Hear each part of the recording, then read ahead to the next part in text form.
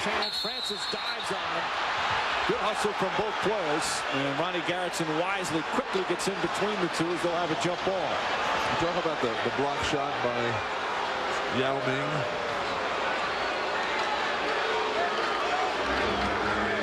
As Phil Jackson said, the Houston Rockets are a tough team. They set hard picks. They play physical defense. They're up to the physical challenge of the Lakers here in game one.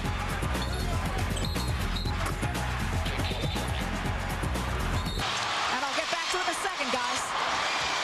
Here's Knockbar on a break. And Knockbar gets fouled, and then it looks like Malone was ready to get into it with him, and here comes Van Gundy, and you know that scene when Jeff gets into the middle of an altercation. Yeah, I think they better watch Van Gundy and watch your legs right now. The other thing you have to watch for in a situation like this is, you know, in the NBA, and Ron Artest knows it best of all, did any of the guys not on the court come out onto the floor? Yeah, the first thing I did was look over at both benches, and both set of assistant coaches had their arms out waving to everyone to get back. The Rockets might have felt that Malone undercut Knockbar. Take a look. Well, what happened, if you see it, Steve Francis and Karl Malone bumped into each other. It threw Karl Malone off balance, which threw him into Knockbar. Steve Francis took exception, thinking that it was done on purpose. Now, you're right. He's off balance. Yes. There's no place to go. And now you also have only 2 officials breaking up the altercation instead of 3, with Joe Crawford still on the men. Yeah, but I think the officials did an excellent job. They cleared the court. They're bringing them back out on the floor now.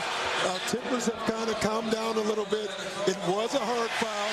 I think you probably have to call it a flagrant foul because of that. Well, of course, anytime Van Gundy comes out into a situation like this in April of '98, the famous, I guess infamous for Jeff scene with Alonzo Mourning, and there he is like a rag doll.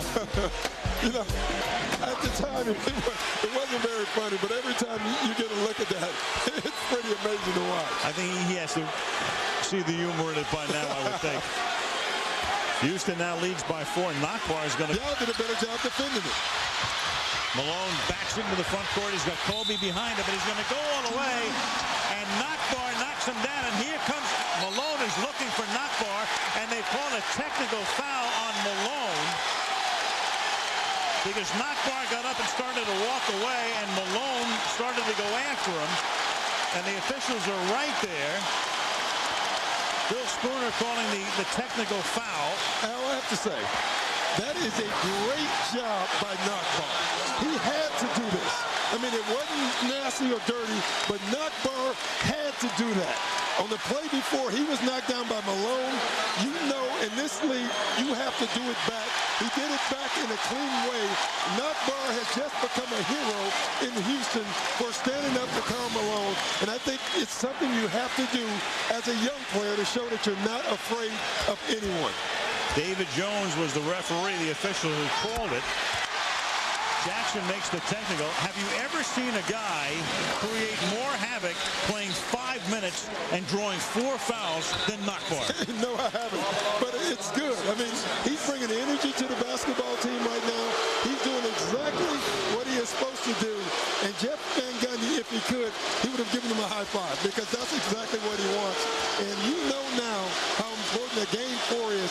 Both teams are playing desperate basketball right now. So Malone at the line with his wardrobe malfunction.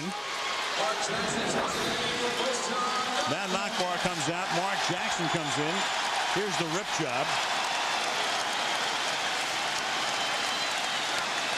And basically, he's in the middle of everything. But look at him run the floor, Al. I mean, it's amazing. A guy at his age, able to get up and down the floor. Even on that one, he was the guy back trying to cause a play.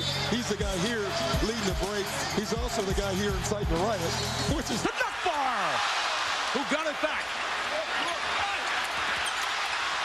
Still fighting for it inside, and the Lakers come away with it. And they call an offensive foul on Karl Malone for throwing his elbow.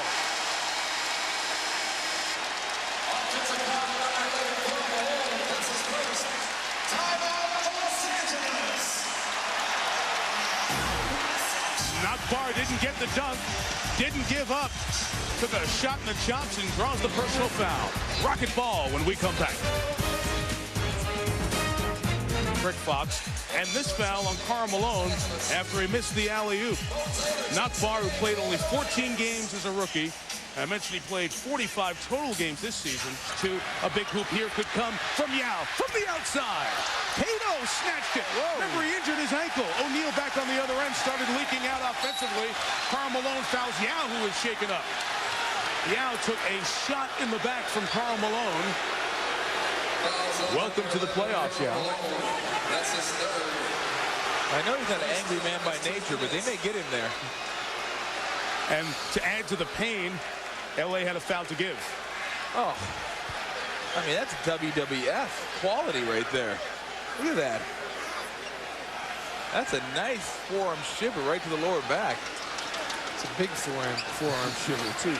Got popped in the face 30 seconds ago, got drilled in the back.